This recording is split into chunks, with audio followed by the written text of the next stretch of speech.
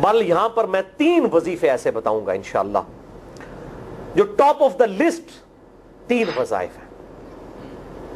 مصیبت اور پریشانی میں تکلیف دور کرنے کے لیے، سنت وظائف آپ صلی اللہ علیہ وسلم کی طرف سے تعلیم فرمائے ہوئے۔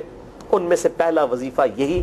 جس کا قرآن میں بھی ذکر آ گیا کہ جو ان الفاظ کے ساتھ ہمیں پکارے گا، اللہ تعالیٰ فرماتا ہے کذالک ننجی المؤمنین، ہم اہل ایمان کو بھی نجات دیں گے اس طریقے سے، صرف یونس کو نہیں، اہل ایمان کو بھی۔ چنانچہ اسی کانٹیکسٹ میں پہلا وظیفہ ہے یہ لا الہ الا انت سبحانک انی کنت من الظالمین کا۔ لیکن اس سے پہلے میں ایک امپورٹنٹ بات کروں دعا کے حوالے سے کہ دعا کی قبولیت کا ایک پروٹوکول بھی ہے۔ ویسے تو آپ مسئلہ 82 دیکھیں گے، اس میں میں نے اور باتیں بھی کی ہیں، ٹاپک دوسری طرف چلا جائے گا، لیکن انصاف ہے کہ میں اس چیز کو بھی ایڈریس کروں۔ جامعہ ترمذی میں صحیح سند کے ساتھ یہ حدیث موجود ہے، انٹرنیشنل نمبر کے مطابق 593 نمبر حدیث ہے۔ سیدنا عبداللہ ابن مسعود رضی اللہ تعالیٰ عنہ کہتے ہیں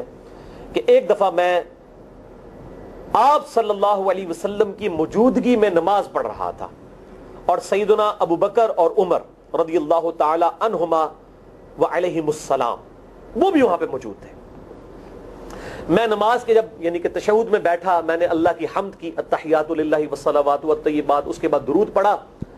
اور اس کے بعد میں نے دعا مانگنا شروع کی تو آپ صلی اللہ علیہ وسلم نے ارشاد فرمایا سل تعطا سل تعطا، مانگ تجھے دیا جائے گا، مانگ تجھے دیا جائے گا۔ یعنی جو درود شریف اور ذکر کے ذریعے متوجہ ہوتا ہے اللہ تعالیٰ اس کی دعا قبول کرتا ہے۔ اور پھر ابن مسعود ادھر ہی روایت کرتے ہیں، ساتھ ہی جامعہ ترمذی میں دوسری حدیث ہے صحیح سند کے ساتھ کہ ایک شخص آیا،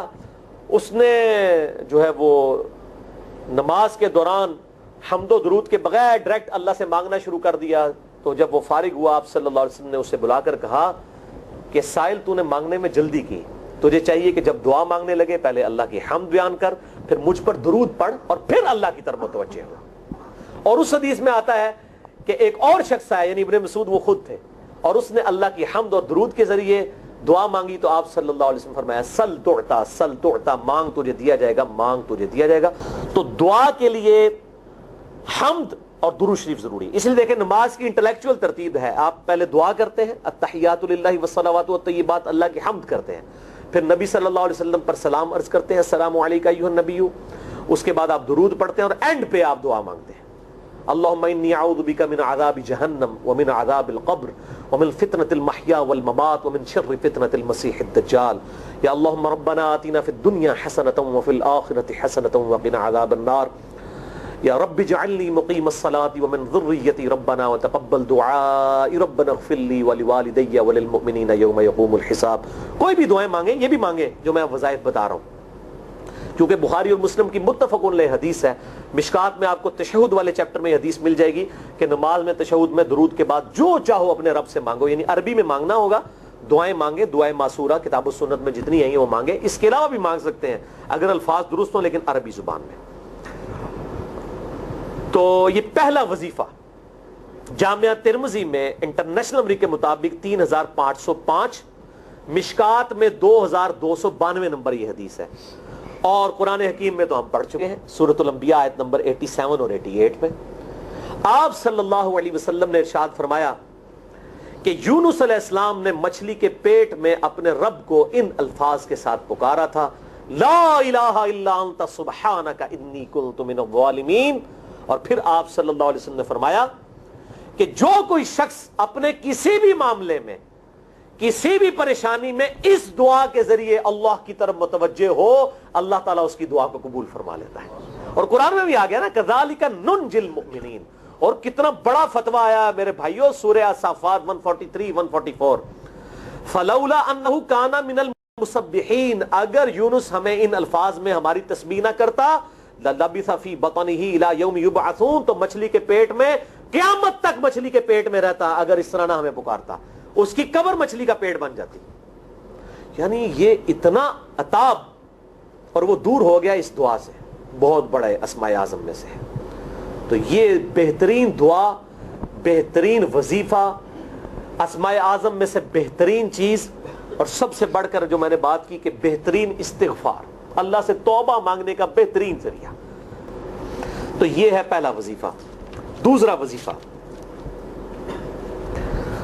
وہ بھی جامعہ ترمذی میں انٹرنیشنل نمبر کے مطابق 3524 نمبر حدیث ہے، لیکن ترمذی کا طریق جو ہے وہ ضعیف ہے. یہ میں پہلے بتا دوں، امام ترمذی نے ساتھ لکھا ہے یہ روایت کمزور ہے، لیکن ضروری نہیں ہوتی کہ روایت اگر ترمذی میں کمزور ہے تو کہیں اور وہ روایت صحیح نہیں موجود ہے. اس کی صحیح سند المستدرک للحاکم میں انٹرنیشنل نمبر کے مطابق 1862 نمبر موجود ہے، اور سنن نسائی الکبریٰ میں 10492 نمبر ہے، اور مشکات میں بھی 2454 نمبر حدیث ہے انٹرنیشنل نمبر کے مطابق. تو صحیح سند المستدرک للحاکم اور سنن نسائی الکبریٰ کے اندر موجود ہے. اور وہ وظیفہ ہے انس ابن مالک کہتے ہیں اور سعد ابن ابی وقاص کہتے ہیں رضی اللہ تعالی عنہما وعلیہم السلام کہ آپ صلی اللہ علیہ وسلم کو جب کبھی کوئی تکلیف یا پریشانی پہنچتی تو آپ صلی اللہ علیہ وآلہ وسلم ہمیشہ ان الفاظ میں اپنے رب کو پکارا کرتے ہیں، یا حی یا قیوم برحمتک استغیث، اے خود سے زندہ ہر چیز کو تھامنے والے، میں تیری رحمت کے ساتھ تیری مدد کا سوال کرتا ہوں. استغیث بولیں گے نا الف کے ساتھ حمزہ کے ساتھ تو یہ سنگولر کا صیغہ ہوگا، اور اگر ہم بولیں گے نستغیث نون کے ساتھ تو یہ جمع کا صیغہ بن جائے گا. یہ میں اس لیے بتا رہا ہوں، لوگ پوچھ رہے ہوتے ہیں جی بعض جگہ لکھا ہوتا ہے جناب نستغیث، بعض جگہ لکھا ہوتا ہے استغیث، کیا کریے؟ وہ نستغیث جمع کا صیغہ بنا لیا جاتا ہے. جیسے دعا ہے سنن ابی داؤد میں اللہم اجرنی من النار، لیکن اگر جمع کا صیغہ بنائیں گے تو اللہم اجرنا من النار ہو جائے گا.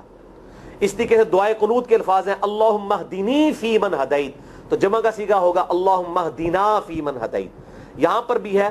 یا حی یا قیوم برحمتک استغیث سنگولر کا صیغہ، اور نستغیث پلورل کا صیغہ، جمع کا صیغہ. کتنی بہترین دعا ہے، اے خود سے زندہ ہر چیز کو تھامنے والے، میں تیری رحمت کے ساتھ تیری مدد کا سوال کرتا ہوں. تو یہ بھی اسماء اعظم میں سے ہے. سنن نسائی الکبریٰ کے اندر صحیح سند کے ساتھ 10492 اور المستدرک للحاکم میں 1862 نمبر. تو یہ سنن نسائی الکبریٰ کا میں نے حوالہ دیا ہے، یا حی یا قیوم برحمتک استغیث 10492 صحیح طریقہ ہے. اب تیسرا وظیفہ جو ہے کمال وظیفہ صحیح بخاری میں موجود ہے انٹرنیشنل نمبر کے مطابق 4563 نمبر. ابن عباس رضی اللہ تعالی عنہما کہتے ہیں وعلیہم السلام، وہ کہتے ہیں کہ سیدنا ابراہیم علیہ السلام کو جب آگ میں پھینک رہے تھے نا تو ابراہیم علیہ السلام نے اس وقت کہا تھا حسبنا اللہ ونعم الوکیل،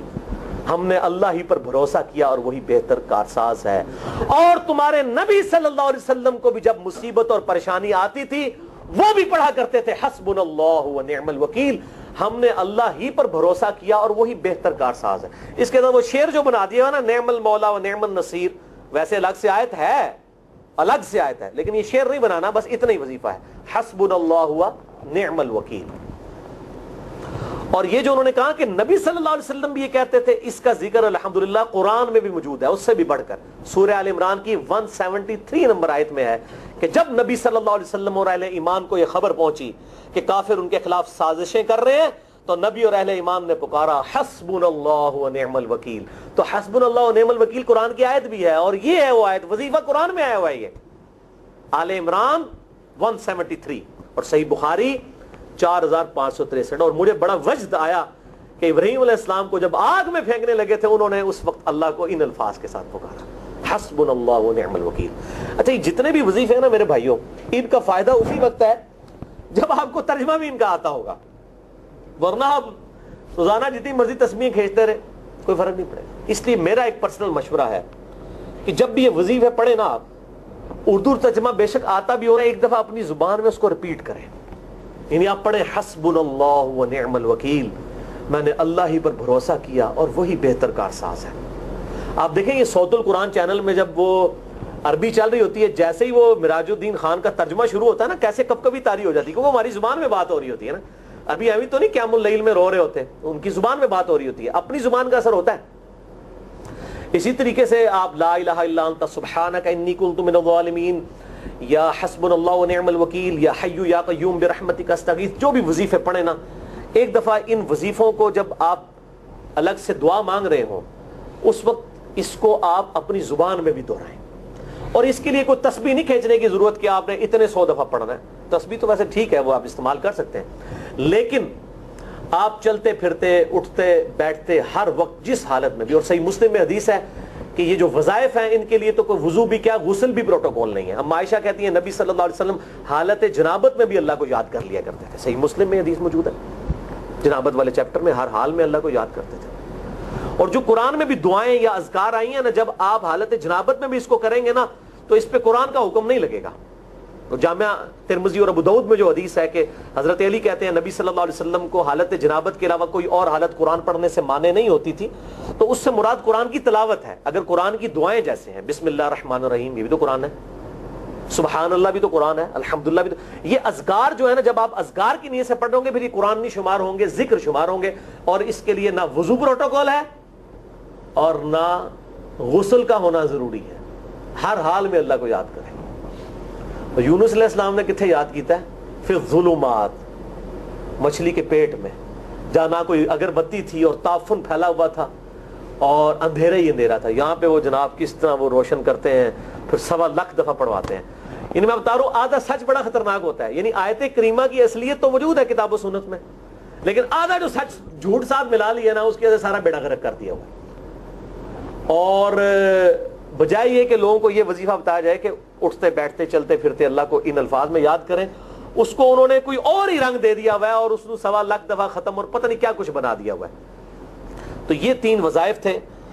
بڑے اہم اس حوالے سے, اور میں نے اس کو ضروری سمجھا کہ میں یہ ضرور بتا دوں تاکہ لوگ اس پہ ایجوکیٹ ہوں, ان وظائف کو کریں. اور مسئلہ نمبر 82 میرا الگ سے میرے بھائیوں ریکارڈ ہے. مسئلہ نمبر 82 اسماء اعظم اور دعا کی قبولیت سے متعلق جتنی بھی چیزیں ہیں میں نے اس میں بڑی ڈیٹیل کے ساتھ الحمدللہ کئی اور وظائف بھی بتائے ہیں, لیکن اب وہ اتنے وظائف کوئی جمع کرنے کی ضرورت نہیں ہے. موٹے موٹے 3 وظیفے جو بتا دیے انہی کو اگر کوئی لے لے اپنی دعاؤں میں انہی وظائف کو کرے تو اللہ تبارک و تعالی ہر معاملے میں جو ہے وہ انشاءاللہ تعالی کفایت فرمانے والا ہے.